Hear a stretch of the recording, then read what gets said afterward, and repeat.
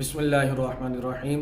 पाकिस्तान के अंदर 295 के कानून क्या है, और ये बात हम तमाम मुसलमानों को पता होनी चाहिए कि 295 का जो कानून है पाकिस्तान का वो क्या है और इस पर कौन सी सज़ाएं नाफिज होती हैं। तो मैं आपको ये बता दूं कि जो 295 है असल के अंदर इसकी 4 सूरतें हैं।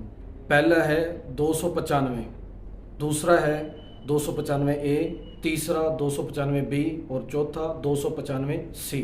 और ये जो हैं ये अलग अलग हैं। इसकी मैं आपको मुख्तसर से वजाहत बता देता हूँ।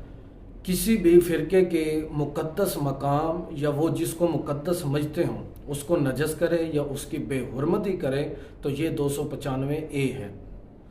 अगर कोई शख्स अपने फ़िरके में किसी चीज़ को मुक़द्दस समझता हो और उसकी अगर कोई शख्स तौहीन कर देता है तो ये फिर उस पर ये लागू होती है। और इसकी सज़ा क्या है? इसकी 2 साल कैद है और जुर्माना, या फिर दोनों ही हो सकती हैं। तो अब सुनते हैं कि 295A क्या है।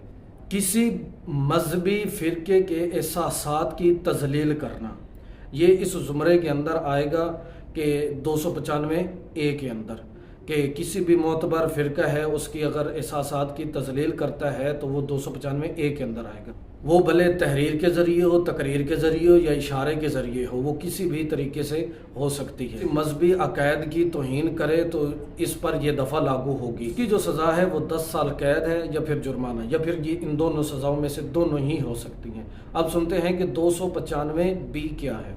कुरान पाक या इसके किसी इक़्तिबास की तौहीन करे या इसको कोई नुकसान पहुंचाए या इसकी कोई बेअदबी करता है तो ये वाली दफ़ा इस पर लागू होगी और इसकी सज़ा उम्र कैद की सज़ा है।